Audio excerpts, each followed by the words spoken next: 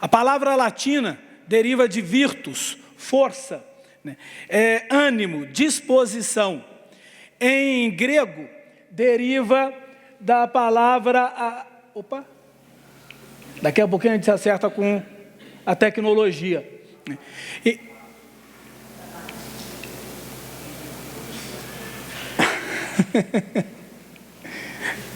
Para voltar 2.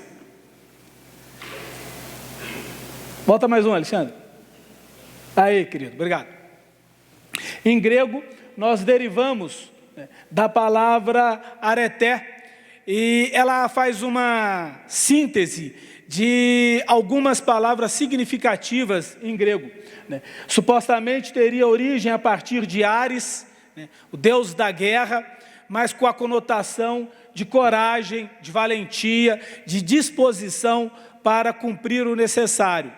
Mais tarde, associam-se as ideias de justiça e moderação, de tal maneira que a virtude implica na coragem, na disposição de agirmos com justiça, né, no cumprimento dos deveres, no cumprimento das nossas obrigações. Historicamente, a virtude era um atributo da classe nobre entre os gregos antigos. Daí a areté ser um ethos dos aristói, ou seja, dos aristocratas. Eram virtuosos os nobres, os aristocratas. Vamos ficar restrito ao público feminino, que é mais assíduo, mas o público feminino que esteja, por exemplo, acompanhando Além do Tempo, né, já percebeu que a nobreza não é assim tão virtuosa como acontece na Condessa, né, que tem toda a aparência de uma grande dama, mas o conteúdo vazio e podre de alguém carente de valores éticos e de valores morais. E esta contradição entre a aparência e a realidade das atitudes, né, já foi percebida pelos antigos, de tal maneira que mais tarde, né, mais tarde, né, por volta do século IV, né, antes de Cristo, né, um grupo de filósofos gregos chamados sofistas, em percebendo esse tipo de incongruência, começou a defender a tese de que a virtude é um atributo, é um qualificativo que nós podemos aprender, que nós podemos desenvolver.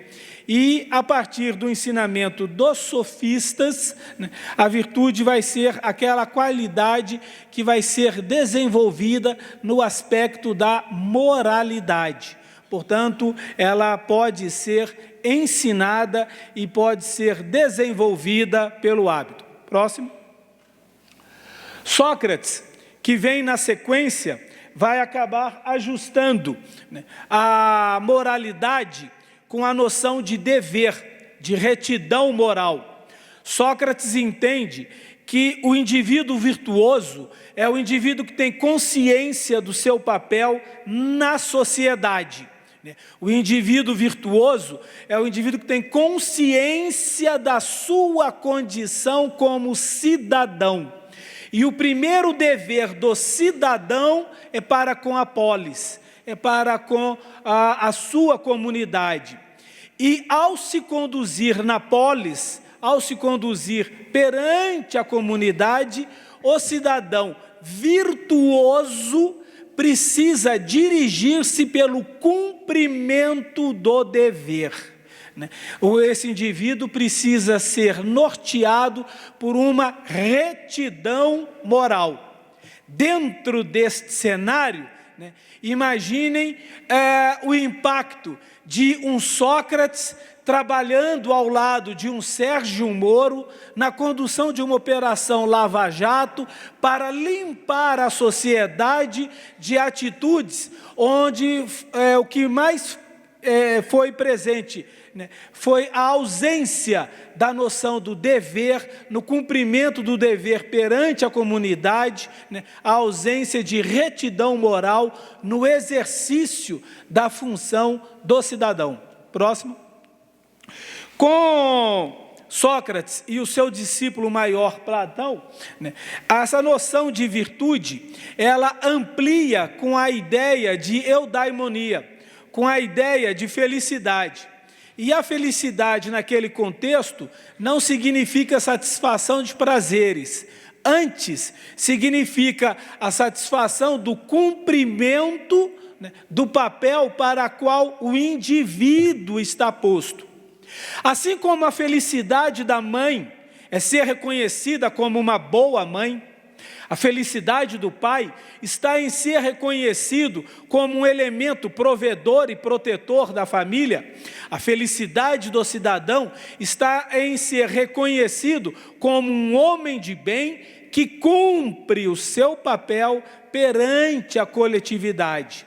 E a noção de eudaimonia é justamente esta noção de cumprirmos o nosso papel, né, os nossos qualificativos perante a comunidade, perante a sociedade. Próximo, por favor.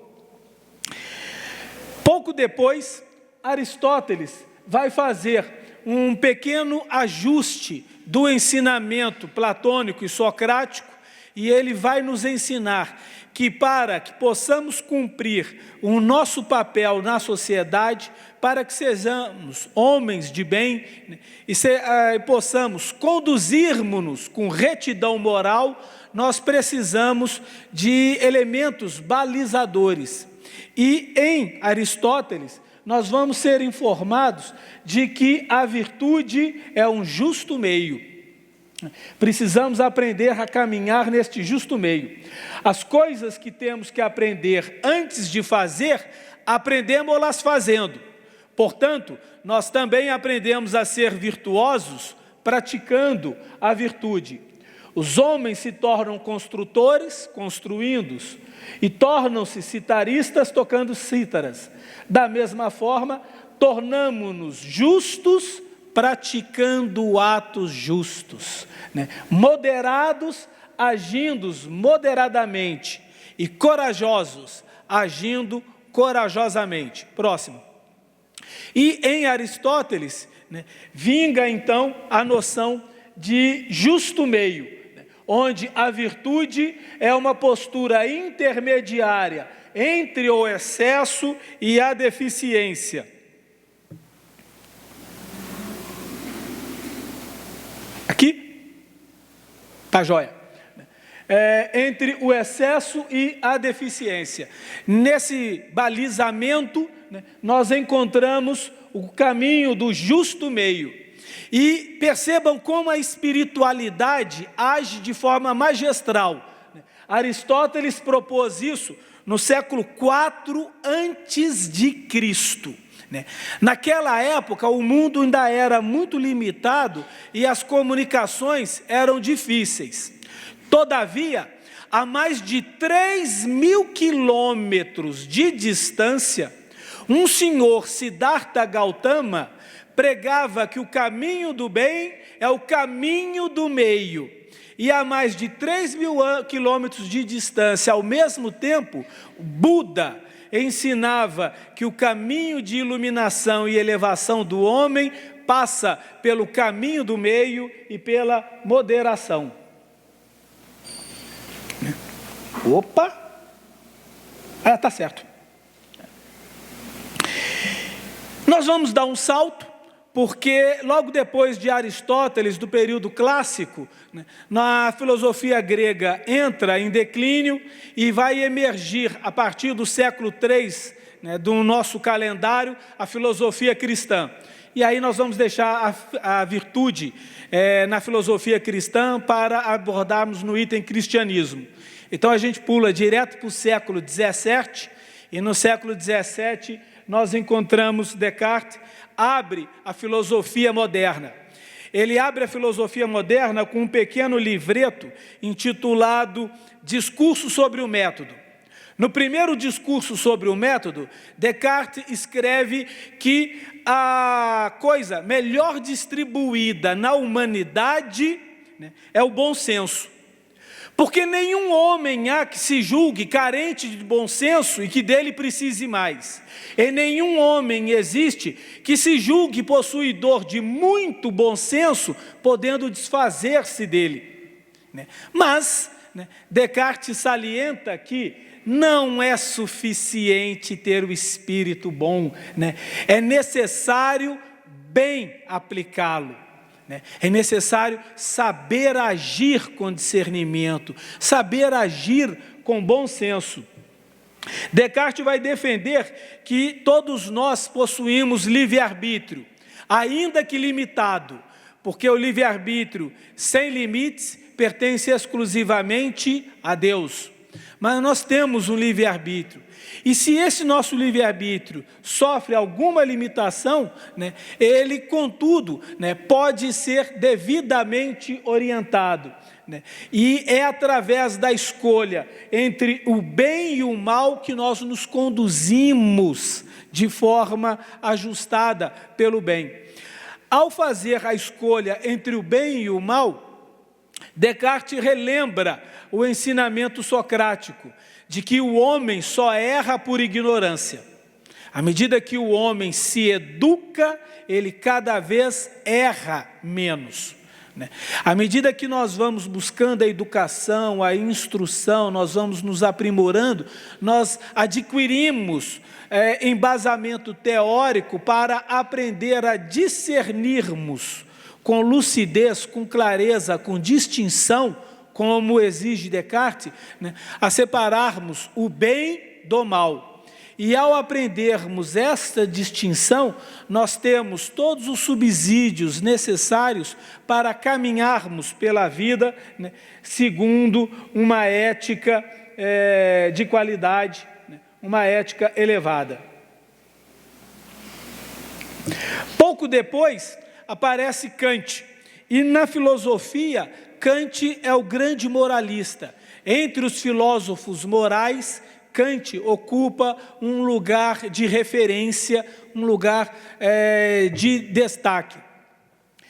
Kant vai defender que nós precisamos desenvolver a virtude em nós mesmos. Essa condição de virtude implica em uma vontade boa e em um imperativo categórico. Para agirmos com virtude, é necessário, antes de tudo, vontade. O indivíduo precisa querer ser um homem de bem. Assim como o indivíduo precisa querer ser qualquer coisa na vida. Se nós queremos ser bons profissionais, bons filhos, bons pais, bons cidadãos, queremos ser bons naquilo que fazemos, precisamos desta vontade. A vontade é o que nos dá o ânimo, a força, o ímpeto, a disposição. É a vontade que nos faz sair da cama, segunda-feira, 6 horas da manhã, para caminharmos para o trabalho, para o cumprimento dos nossos deveres. Sem força de vontade, nós não conseguimos realizar nada. Portanto, é necessário, como ponto de partida, uma boa vontade. Mas esta boa vontade precisa ser dirigida. E para que essa boa vontade seja bem dirigida, Kant vai defender a tese dos imperativos, onde no pensamento kantiano existem 2 imperativos, um hipotético e um categórico. O imperativo hipotético atende às nossas necessidades. Se eu não estudar, eu não passo no vestibular. Se eu quiser passar no vestibular para entrar na faculdade, eu preciso dedicar-me ao estudo. Se eu não trabalhar, eu não tenho recursos para sustentar a minha família e as despesas. Portanto, é necessário que eu cumpra o meu dever profissional. Mas estes imperativos são hipotéticos, atendem a casos particulares. E no pensamento kantiano, esse tipo de imperativo ocupa um degrau inferior. Acima deste degrau, vêm os imperativos categóricos. Estes imperativos categóricos fornecem um critério de correção de ação que se aplicam a todos os indivíduos. No pensamento kantiano, um imperativo categórico, na medida em que este imperativo, ele não apenas se impõe a mim, como ele se impõe a todos os indivíduos. Este imperativo categórico vai de encontro ao ensinamento do Cristo, que diz que devemos agir em benefício de todos que estão à nossa volta. Como lembrou o nosso companheiro Jomar, que a nossa justiça seja superior à justiça dos gentios ou dos fariseus. Ali está um imperativo categórico. A nossa justiça, a nossa ação, a nossa condução pela vida precisa ser de tal forma que ela seja vista e bem exemplificada por todos os indivíduos. Este imperativo categórico nós encontramos no Livro dos Espíritos, quando vamos à questão 919A e lemos a resposta de Santo Agostinho sobre o conhecimento de si mesmo. A regra que Santo Agostinho nos ensina para conduzirmos-nos pela vida de forma a sermos verdadeiramente bons cristãos, o que significa sermos homens de bem. Em Kant, o valor da ação moral reside não nela própria, mas no motivo que levou o indivíduo a praticá-la. Em uma palavra, o valor de uma intenção moral está na sua intenção. O Livro dos Espíritos caminha de forma paralela com o pensamento kantiano. Nas questões 267, 655, 658 e 672, o plano espiritual nos informa que a intenção nas nossas ações é o juízo de valor destas ações, é aquilo que nos move. Daí a necessidade de termos uma boa ação, um imperativo categórico, para que possamos agir de forma verdadeiramente bem intencionada. E o ensinamento do Livro dos Espíritos faz destacar que esta intenção precisa ser ajuizada com valor, não com aparência. Uma coisa é querermos parecer sermos bonzinhos.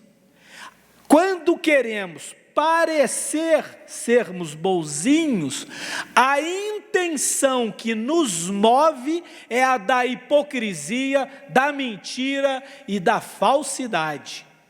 Outra coisa é quando verdadeiramente desejamos ser bons e desejamos agir dirigidos por um imperativo categórico em benefício do próximo. Nesse momento, a nossa intenção é nobre e é verdadeira. No Livro dos Espíritos, nós somos informados que é esta intenção que ajuiza o valor das nossas atitudes, da nossa condução perante a coletividade. Portanto, o respeito ao dever é a condição para o valor moral da ação. E este respeito é autônomo. Kant vai nos ensinar que a verdadeira ética, a verdadeira moralidade é aquela que emerge de dentro de nós. Neste momento, ele vai falar de uma moral heterônima e de uma moral autônoma. Quando os senhores forem visitar São Paulo, os senhores vão encontrar um pequeno problemazinho. Os senhores vão ter que se ajustar às últimas determinações do trânsito do nosso prefeito Nemo. Nemo, o peixinho. né? Aí os senhores entendem a denominação do prefeito Nemo, né? E o prefeito Nemo está impondo, né, regras de trânsito que contrariam inclusive o Código Nacional, né, restringindo em muito a mobilidade do usuário automotivo dentro da cidade de São Paulo. Esta restrição é heterônima, né? Ela vem de fora para dentro. Portanto, se os senhores ultrapassarem 50 km por hora nas vias de São Paulo, serão multados, né? E este tipo de imposição que vem de fora para dentro é heterônima, né? Kant chama a nossa atenção que esta moral é falível, passível de crítica e é imperfeita. A verdadeira moral é aquela moral que emerge de cada um de nós. É a moral que ele chama de autônoma. É a moral que nós nos impomos. É a moral que, através da educação, da instrução, do aprendizado, né, nós ajuizamos ser a medida mais correta, porque atende às necessidades e às carências de todos aqueles que estão à nossa volta. Ao agirmos em função de quantos estão à nossa volta, nós nos transformamos em verdadeiros referenciais de atitude para aqueles que se nos seguem, né? E ao vivermos esta moral que emerge, né, de dentro de nós para fora, ela sai de nós e se manifesta nas nossas atitudes, nós estamos ensinando aos nossos circunvizinhos a como conduzirmos-nos pela vida, né? Virtude no cristianismo. As virtudes no cristianismo foram desde cedo divididas em duas grandes classes: virtudes teologais e virtudes cardeais. As virtudes teologais são as mais famosas, ficaram conhecidos no discurso paulino, né, quando ele fala da fé, da esperança e da caridade. Mesmo que eu tivesse a voz dos anjos, né, e aí ele segue falando das demais virtudes teologais, né, fé, esperança e caridade ou amor. As virtudes cardeais no cristianismo: prudência, justiça, fortaleza e temperança. Prudência e justiça estão ambas relacionadas com o aspecto racional. Fortaleza e temperança estão relacionados com condutas e com atitudes. Nestas virtudes, nós precisamos aprender a agir com moderação. A prudência, ela nos dispõe a aperfeiçoarmos a razão. O homem prudente reflete, pensa antes de falar, antes de agir. Não adota atitudes e resoluções de forma intempestiva. O homem justo participa da razão e dispõe-se a ordenar a vontade. Através da fortaleza, nós aprendemos a controlar os impulsos irracíveis. Os impulsos irracíveis são os impulsos da emoção, né? Quando o indivíduo se deixa dominar pela emoção. A emoção é um péssimo juízo de valor e um péssimo guia, né? Alguns dos senhores devem se lembrar, no final dos anos 90, um livro que fez muito sucesso, intitulado Inteligência Emocional, né, do autor Daniel Goleman. E ele explica para nós como emoção é um péssimo juízo, né? Não devemos agir no calor das emoções, sejam elas quais forem. Daí a necessidade de moderarmos a emoção, sabermos pisar no freio, serenarmos o espírito, meditarmos e depois tomarmos uma ação ajuizada. O nosso querido Chiquinho Xavier, né, antecipando em algumas décadas toda a teoria e todo o ensinamento de inteligência emocional do Daniel Goleman, já havia nos ensinado, né, a bebermos um gole de água antes de falar, e de preferência ficar com a água na boca um bom tempo, né? Enquanto retemos a água na boca, a emoção sereniza, o ânimo pacifica, né? Temos tempo de refletir, e ao refletir nós vamos agir com um verdadeiro equilíbrio e moderação. A temperança implica no impulso sensitivo, controlar, moderar o impulso sensitivo concupiscente. Para os antigos, os impulsos sensitivos concupiscentes eram os impulsos da cama e da mesa, né?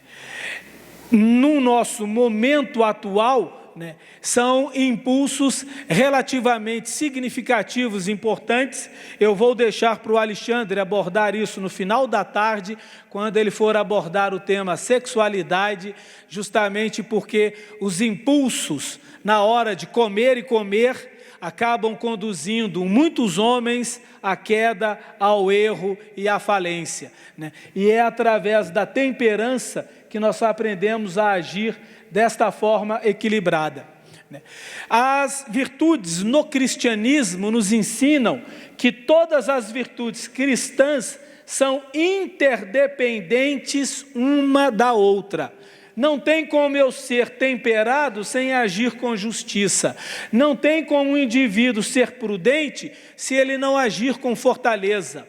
Não há condições de sermos prudentes, temperados, fortes e justos, se não tivermos fé, esperança e caridade. Todas as virtudes cristãs formam um todo homogêneo, elas são interdependentes. Quando claudicamos em uma delas, né, provavelmente iremos claudicar nas demais. Com o desenvolvimento da teologia cristã, né, houve o desenvolvimento da noção dos pecados capitais, né? Na teologia cristã, né, o homem acaba sendo seduzido pelo espírito do mal e se deixa levar pelo mal, cometendo os pecados capitais. E aos pecados capitais foram contrapostos, num segundo momento, novas virtudes.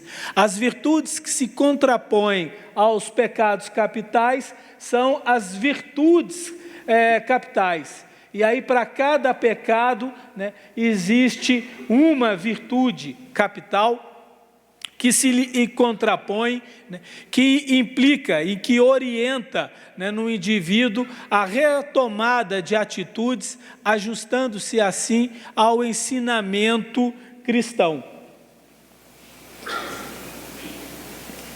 E finalmente, né, emerge no século XIX a doutrina espírita. O professor Herculano Pires nos ensina que o espiritismo é o delta onde conflui todo o pensamento filosófico da história da humanidade. Na doutrina espírita, bem estudada, nós encontramos todos os filósofos antigos. Não é por acaso que Sócrates, Platão, Agostinho, Fênelon e outros grandes filósofos da antiguidade assinam prolegômenos ou mensagens e ensinamentos ao longo da obra elaborada, codificada por Kardec. Na elaboração da codificação, no Livro dos Espíritos, né, ainda vou acertar, né? Estou indo para fora.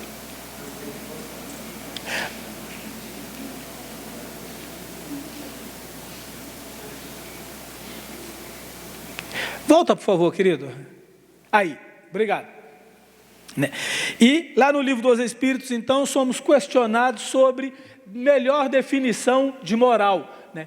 Que definição podemos dar à moral? O plano espiritual nos ensina que a moral é a regra da boa conduta. E aqui vai uma pequena diferença entre moral e ética. Moral é uma regra de boa conduta. Moral é hábito. Moral é hábito, né? Quando nós estamos ensinando o nosso filho pequeno, come com a boca fechada, né? Isso é moral, é um hábito. né?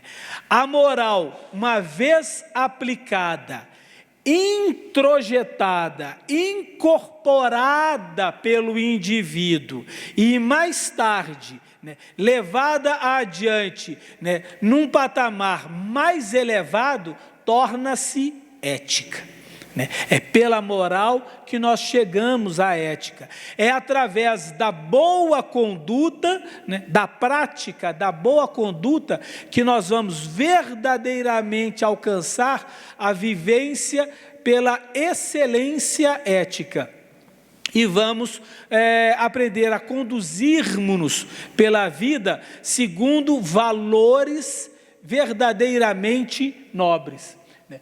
Portanto, né, através da regra da boa conduta, nós aprendemos a fazer a distinção entre o bem e o mal, entre o certo e o errado, entre a verdade e a impostura. Numa sociedade tão complexa quanto a nossa, aprendermos a fazer essa distinção entre bem e mal, né, verdade e mentira, né, certo e errado, justo e injusto, é fundamental. À medida que vamos experimentando este exercício, nós vamos cada vez mais nos ajustando ao ensinamento do Cristo. Daí as condutas, a pregação do Mestre Jesus.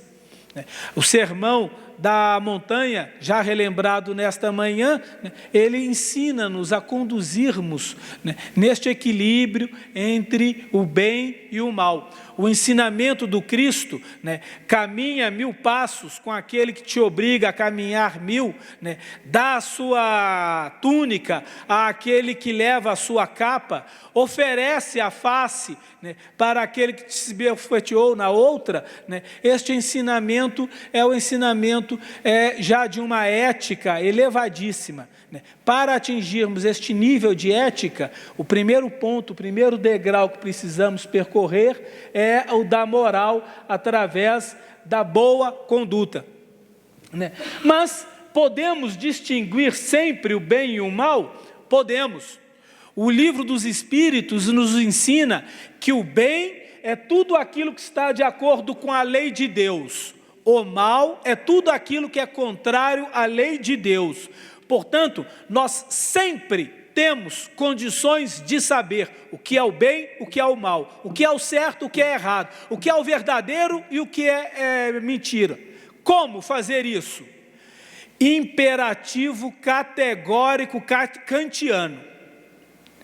Na hora que eu tenho que escolher, né, se a minha escolha precisar ser escondida e ninguém puder saber, né, é porque ela pertence ao mal, ela é o erro e ela é mentirosa.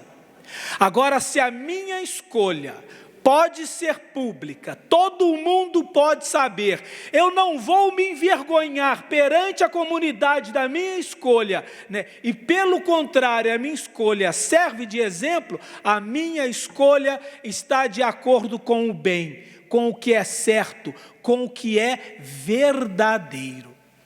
Portanto, nós sempre temos condições de fazer a escolha certa, né? Nós sempre temos a condição de agir de acordo com a lei de Deus, porque a lei de Deus é imperativo categórico. A lei de Deus é uma só para todos os homens, né?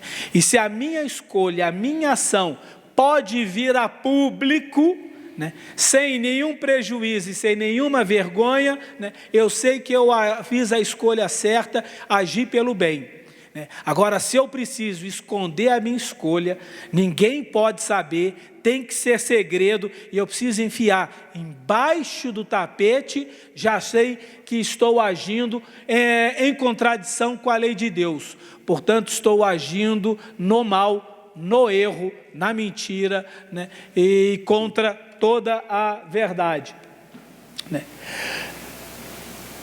Qual o indício mais característico da imperfeição? Ou seja, né, que sinais nós temos que nós não estamos caminhando pela vida pela regra da boa conduta, né? O interesse pessoal. Porque, como já vimos com Sócrates, né, a verdadeira moralidade é aquela que se aplica em benefício do coletivo. Sermos um homem de bem, sermos um bom cidadão, implica em agirmos, né, de acordo às necessidades, às carências e ao bem-estar do próximo. Todavia, se por um erro de conduta eu resolvo dirigir a minha vida pela lei de Gerson, eu estou agindo pelo interesse pessoal. E na lei de Gerson, se eu estou levando vantagem, é porque alguém está no prejuízo. Portanto, né, esta não é uma regra de boa conduta. Né? E sabemos que estamos caminhando na contramão da lei de Deus, sabemos que estamos caminhando na contramão do ensinamento do Cristo, quando somos movidos pelo interesse pessoal. Por isso que mais tarde, né, uma das próximas perguntas, né, o maior defeito do homem, o pior dos vícios, o egoísmo. Porque no egoísmo nós agimos sempre visando o interesse pessoal, o interesse particular. Né? Para agirmos de forma verdadeiramente moralizada e de forma verdadeiramente ética, temos que fazê-lo em função do bem-estar coletivo. Portanto, né, qual a mais meritória de todas as virtudes, de todas as boas condutas? Né? Todas as virtudes têm seu mérito, porque todas são sinais de progresso no caminho do bem. A virtude, sempre que há resistência voluntária ao arrastamento dos maus pendores. Por isso que precisa de uma boa vontade, e essa boa vontade precisa ser orientada, guiada, dirigida pela instrução, pelo ensinamento, pela educação. Toda vez que resistimos a um arrastamento, né, aos maus pendores, ao erro, à mentira, à falácia, ao egoísmo, né, existe mérito, porque existe virtude. Mas a sublimidade da virtude consiste no sacrifício do interesse pessoal pelo bem do próximo, sem segundas intenções. A mais meritória das virtudes é a que se baseia na mais desinteressada caridade. Por isso que caridade, ao lado da fé e da esperança, fecha o trio das grandes virtudes teologais. Por isso que no discurso paulino, quando ele fala das virtudes teologais, ele conclui o discurso dizendo que a caridade é a maior de todas, é a mais sublime. E devemos agir sempre, né, em função de caridade, né, ou amor. Uma simples curiosidade, né? Paulo era um cidadão romano e era um cidadão instruído. E ele tinha conhecimento do grego. Né? No grego, não existe uma palavra equivalente ao amor. Né? As palavras em gregos, elas têm três outras ideias diferentes. Né? A palavra amor latina, ela se aproxima muito mais da palavra grega eros. Mas eros vai derivar em erótico e erotismo. Né? A noção de eros é voltada para amor carnal. Né? E não era esse tipo de palavras que os gregos usavam. Eles usavam outras duas palavras, filia e ágape. Né? Filia vai evoluir para a nossa palavra fraternidade. Agir com filia, né, o amor filia, né, é agir de forma fraterna. Em Paulo, a noção de caridade, de amor, se identifica com o grego filia, fraterno, agir com amor fraternal. Essa sim é o sentido de caridade aqui posto. Quem age com amor fraternal, age com benevolência, doçura, desinteresse em função do próximo.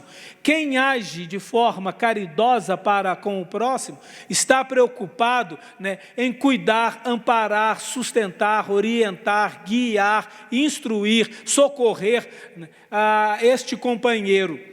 E é exatamente esse tipo de amor que Paulo nos convida no discurso. Por isso que ele destaca esta caridade como a maior das virtudes teologais.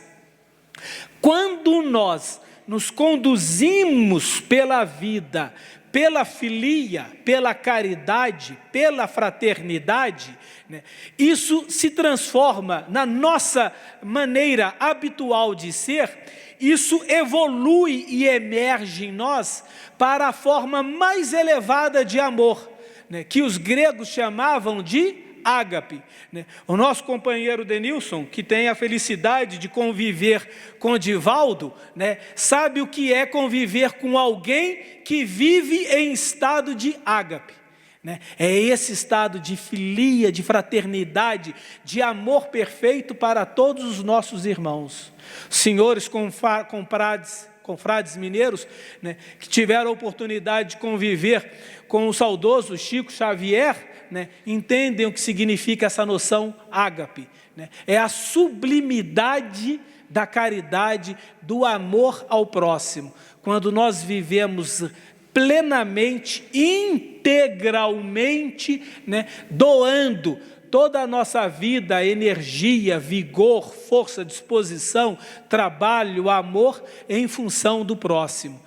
E neste ponto, nós já atingimos a sublimidade da caridade. Kardec chama a atenção que, ao contrário do que imaginavam alguns dos seus contemporâneos, e ao contrário do que imagina a sociedade laica no nosso meio, a virtude não está inteiramente banida da terra. A virtude ainda está bastante presente na terra, mas a verdadeira virtude não se põe em evidência. A verdadeira virtude é humilde, contenta-se com os prazeres do coração e com a aprovação da consciência, o que vai de encontro com as questões do Livro dos Espíritos, que nós enumeramos há pouco, 655, 657, 672, 255, que falava da boa intenção dos corações. O indivíduo que age de forma virtuoso, ele age justamente para buscar a aprovação da própria consciência. Esta atitude atrai todo o bem. E porque ela vai buscar a aprovação da consciência, a consciência vai ser a bússola que vai nos orientar a caminharmos pelo bem. Portanto, a virtude está presente no nosso meio, ao nosso lado. Mas como Jesus nos convidava, necessário é que tenhamos olhos de ver e ouvidos de ouvir. É necessário que saibamos silenciar o nosso tumulto mental, observar a nós mesmos e observar a todos aqueles que estão à nossa volta. Quando silenciamos este tumulto mental e começamos a observar os indivíduos à nossa volta, nós vamos descobrir pessoas à nossa volta que são serenas, calmas, pacíficas, humildes, dóceis, benevolentes, equilibradas, moderadas, justas. Exemplo perfeito de pessoas virtuosas, né? E é dessas pessoas que nós precisamos nos aproximarmos cada vez mais e mais, seguir-lhes os exemplos, seguir-lhes os passos, e ao caminharmos ao lado destas pessoas, por contágio, nós vamos aprendendo a agir com as mesmas atitudes, com as mesmas condutas. Virtude, né, é algo que se aprende. Nós aprendemos a ser virtuosos, né, praticando a virtude, seguindo os exemplos das pessoas virtuosas. Mas o virtuoso não faz propaganda. O virtuoso precisa ser descoberto. Assim como o homem de bem e assim como o verdadeiro profeta, o virtuoso não faz propaganda de si mesmo. Nós precisamos ter olhos de ver, ouvidos de ouvir, para identificar este companheiro e para aprendermos a seguir-lhes os passos. Kardec, como um bom professor, não deixa passar nada, né? Ele vai atrás dos mínimos detalhes, e aí ele questiona a espiritualidade sobre qual o verdadeiro sentido de caridade para Jesus. Como é que Jesus entendia caridade, este amor fraternal? E o Livro dos Espíritos nos responde que Jesus entendia caridade como benevolência para com todos, indulgência para as imperfeições alheias e perdão das ofensas. Como é que eu vou achar um homem virtuoso, né, no meu caminho? Vou procurar aquele que é benevolente, indulgente e que tem a capacidade de perdoar a todos e a todos. Quando encontramos um indivíduo que vive, né, por estas 3 regras, nós encontramos o homem verdadeiramente virtuoso, nós encontramos o homem de bem, nós encontramos um indivíduo que cumpre o seu dever perante a coletividade. Encontramos um indivíduo que caminha na sociedade pela retidão moral. Assim sendo, né, estes indivíduos, né, merecem ser seguidos porque eles já lutaram outrora e triunfaram, né, e agora as suas boas ações, né, tornaram-se-lhe um hábito. E a exemplo destes indivíduos, nós também, na medida que formos agindo no bem, caminhando no bem, praticando cada vez mais o bem, isso vai se tornar para cada um de nós um hábito perfeitamente natural, né? E à medida que este hábito for incorporado e introjetado, ele vai emergir, né, na nossa atitude como cidadão, né, em atitudes cada vez mais virtuosas e cada vez mais focadas, né, no bem-estar do próximo. É por isso que a reforma é íntima, né? Esse processo de sermos virtuosos vem de dentro para fora, não pode ser imposto, né? Como homens, na medida em que nós moderamos, controlamos, eliminamos os nossos defeitos, e na medida em que nós nos impomos a prática de uma regra de boa conduta, né, nós vamos trabalhando para tornarmos-nos homens de bem, né? A virtude, no mais alto grau, é o conjunto de todas as qualidades essenciais que constituem o homem de bem: ser bom, caridoso, laborioso, sóbrio, modesto, são qualidades, né, do homem virtuoso, como nos ensina o livro do Evangelho segundo o Espiritismo.